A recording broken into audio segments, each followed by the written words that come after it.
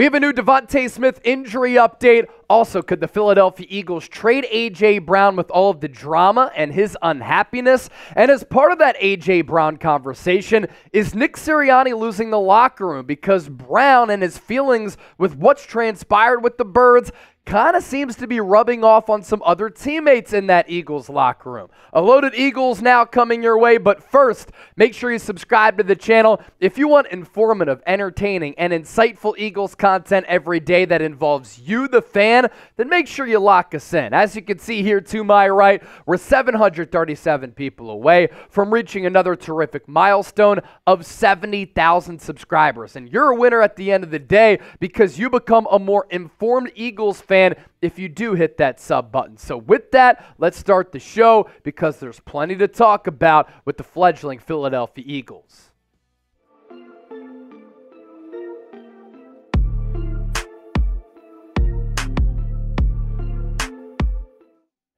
Happy New Year to everybody watching. Hope your 2024s are off to a good start. And we got some positive news to kick off the new year with DeVonta Smith. It looks as though he has avoided a major injury. Ian Rapoport reporting on New Year's Day that the belief is that Smitty suffered a mild ankle sprain. We became worried here on the show, and Eagles fans hit that panic button because he was seen leaving the Lincoln Financial Field in the aftermath of that catastrophic, awful, ugly loss to the Cardinals in a walking boot and on crutches. And when Nick Sirianni met with the media on Monday, he gave us an update that DeVonta Smith was still in a boot and on crutches. My read on this situation: it's obviously great news for this Eagles offense that one of their best players is not going to be out for an extended period of time with the playoffs quickly around the corner. And yes, DeVonta Smith is known to be one of the toughest players on this football team.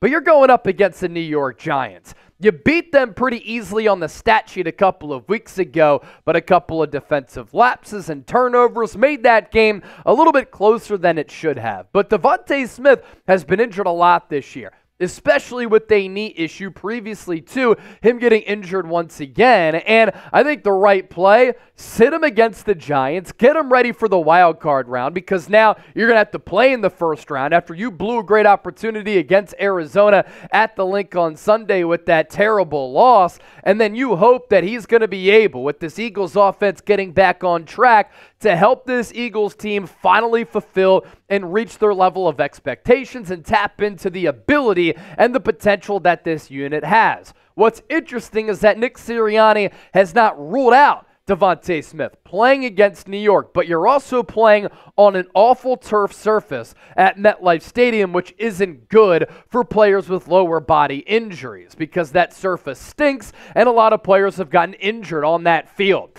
Sirianni's saying we'll see where he is. This guy's a warrior. He's tough as heck, and he'll do everything he possibly can to get himself back on the field. What he brings to the Eagles when he is on the field is one of the best 1B wide receivers in the NFL and a player who would be a number one on a lot of other teams. And I think that the Eagles could do a better job of utilizing him even more with more creativity. I do like how they use him in the slot, outside. Against the Giants a couple of weeks ago, you saw him as a pre-snap motion man, but with the route tree, with the offense, with the play calling, the creativity is still lackluster and lacking for this Eagles team. But with DeVonta Smith, you get a wide receiver who's a route-running technician. You can tell he really cares about his craft in that way. He's slippery in the open field. Get the ball in his hands. Oftentimes, he can make a big play happen. He did drop that long ball on a great throw from Jalen Hurts. Difficult throw, difficult catch, having to kind of move his body a little bit and make a Willie Mays type of grab, but we've become accustomed to seeing DeVonta Smith make those plays, and he does have that vertical speed to take the top off of the defense. As I said, you can put him in the slot, you can put him outside. He can win at both positions, and I love his toughness, and he is a willing blocker. And I know a lot of people are criticizing the Eagles' play calling on that second-to-last drive. They did get way too conservative, and they're like, DeVonta Smith, he got hurt pass blocking. Why'd you put him in that situation? An important element of playing wide receiver, in my eyes, is a wide receiver blocking downfield to help his teammates out. This is the ultimate team game. So, unfortunate circumstance, unfortunate play. Hopefully, Smitty is going to be able to come back soon. His numbers this year, him and A.J. Brown just became the first wide receiver duo to have back-to-back 1,000-yard seasons. Both of them eclipsed that number last year, eclipsing that number this year with Brown well over 1,400, DeVonta Smith at more than 1,000. And what's crazy is that in a down year for this Eagles offense, you still have two wide receivers putting up really good production. You still have DeAndre Swift running for more than 1,000 yards for the first time in his career. And this stat line, these numbers right here, 81 catches, 1,066 yards, and 7 touchdowns. That's once again a really, really good season for DeVonta Smith, who I think is only going to continue to get better in his respective NFL career. I know a lot of people are down with this team, myself included. Chip and I, we're depressed, we're sad. But what do you think? Will the Eagles beat the Giants on Sunday? I'm gauging where the fan base is at here. Give me a W for win or an L for lose. Still to come on the show, we hit story number 1. Story number 2 is an A.J. Brown trade coming because he's clearly not happy right now. And as part of that conversation, is Nick Sirianni losing this Eagles locker room? Stay tuned for that conversation. But first, start the new year off right with Factor and get 50% off using the code EaglesChat50. We want you to get started on your resolutions with Factor so that you're ready for the new year. Factor's ready-to-eat meal delivery service takes the stress out of meal prepping, meal planning, and sets you up for success in the new year. Skip the grocery stores, the prep work, cooking fatigue. Instead, get chef-crafted, dietitian-approved meals that are delivered straight to your door with over 35 meals to choose from per week, including options like keto, calorie smart, vegan and veggie, and more, plus over 55 weekly add-ons. You'll have a ton of nutritious and flavorful options to kickstart your holidays. Forget all of that frantic lunch prepping and rush dinners. Factor's 2-minute meals are your secret weapon in the new year. Fuel up fast for restaurant-quality meals, all delivered right to your door. And Factor now offers loads of snack options like breakfast, smoothies, juices, snacks, and more to keep me going no matter what's on the schedule. One more time, 50% off using the code EaglesChat50. We'll put that link down below in the comment section as well as in the description of this video. All right, a lot to get to here with A.J. Brown as the A.J. Brown drama continues. What a headline we saw the other day in the Philadelphia Inquirer pertaining to everything that's going on the A.J. Brown front, because clearly with his body language, his sideline spats with coaches and players, and his lack of words and failing to address the media over the last couple of weeks, we're talking about a player who's unhappy right now. And the headline in the Philadelphia Inquirer from Marcus Hayes, the Eagles have a problem. It wears number 11, and it wears headsets, and it's tearing the team apart. Here's what Marcus Hayes had to say in that opinion piece. For the second consecutive game, superstar receiver A.J. Brown was visibly upset at the Eagles' play calls on the field. And for the second consecutive game, standing at his locker room after the ball game, he declined to address the state of the Eagles. Quote, "I'm not about to talk. It ain't nothing to say." Eager to clarify the source of this dissatisfaction, Brown told the media, "It ain't directed towards y'all. That's because, according to teammates, it's directed toward the coaching staff." Look, I'll tell you this. If I was A.J. Brown, I'd be pretty frustrated as well. You have all of this talent on the offensive side of the football. He has nearly 1,500 yards receiving. DeVonta Smith has more than 1,000 yards receiving. DeAndre Swift has 1,000 rushing yards for the first time in his career. Jalen Hurts a month ago was the odds-on favorite to win NFL MVP, yet this Eagles offense is off, and there's this dark cloud hovering over this organization right now.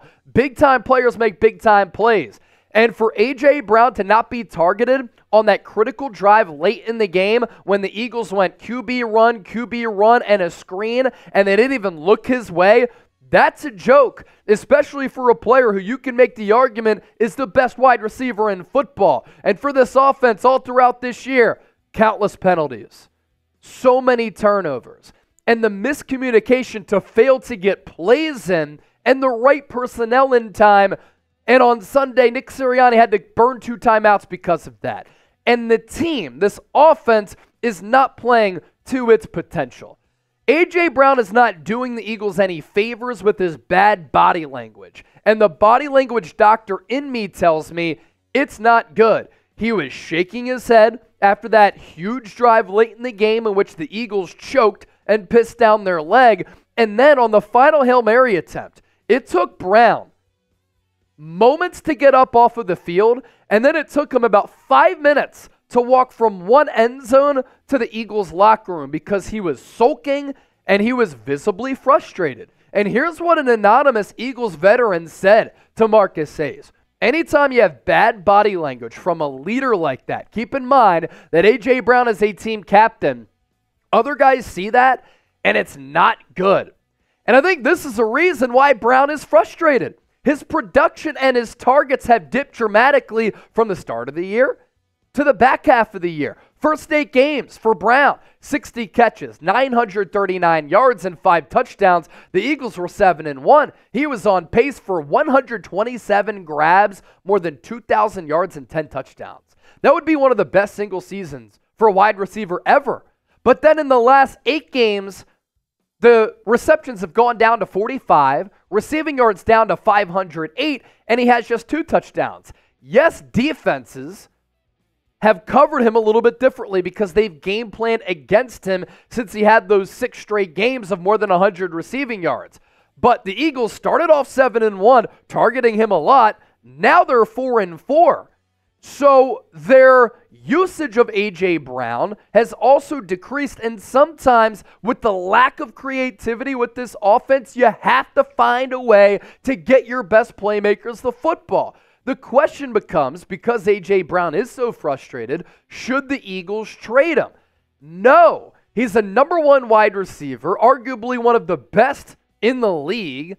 He's a great friend of Jalen Hurts. He's a team captain, so that goes to show you the respect that he gets from his teammates, and you don't give away special just because he's unhappy and because of some drama. You find a way to make it work. He's also under a very affordable contract through 2027. Nick Sirianni doesn't seem to be hitting the panic button with A.J. Brown either. He said, obviously, I don't want to speak for him, but obviously when you have a dynamic playmaker like A.J., he's going to want to change the game at all times, and he's capable of doing that at all times. And so again, I don't want to speak for him, but obviously we're all frustrated. We're all frustrated right now, especially coming off that loss yesterday. And so you want to be able to have fun. You want to be able to do all these things that football brings, but sometimes it's hard to have fun, and it's hard to find the enjoyment when you're in a rut like we are. There's nobody that is as good of a teammate. There is nobody that's as good of a person as A.J. Brown. And shoot, he's one of our very best players and one of our best players since I've been here the past 3 years. I can't say enough good things about him. We're all frustrated, I think. And again, like I said, I don't want to speak for him on anything. It's good that Nick Sirianni said that. He also said that he had talked to A.J. Brown in the 24 hours since that loss to Arizona. And the question becomes, has Nick Sirianni lost the locker room? I think it's good for him to be transparent. It's good for him to be honest. It's good for him to give a vote of confidence for a player who's dealing with some mental health issues right now, as he described last week in that Mike Silsky piece that we talked about on the show on the Philadelphia Inquirer. And you know, if when Jordan Mailata, who's one of the team leaders as well, says, no, Nick has not lost the locker room, I think that is really important. Really what this comes down to for me, I think the Eagles, and I've been saying this for more than a month now, they look like a tired, fatigued, worn-down team. That's both with their play, which is sloppy, where they look slow. It's also in the locker room and off the field where they dealt with that heartbreaking loss to the Kansas City Chiefs. Oftentimes when teams lose in the Super Bowl, and not with a heartbreaker like that, they're awful the next year. The Eagles got off to a 10-1 start. That's a testament to the talent. It's a testament to their potential as a football team. But when you're in a rut like this, and the team is playing so poorly, and expectations are so high, everybody's awareness and everybody's feelings about this team are heightened. And everybody's really emotional and fired up right now. And I think that's why fans are saying, fire Nick Sirianni. He has his fingerprints on this. It's also not easy to come off of a Super Bowl loss, with 2 new coordinators and now a 3rd new coordinator after Sean Desai got demoted in favor of Matt Patricia. So you're dealing with moving parts.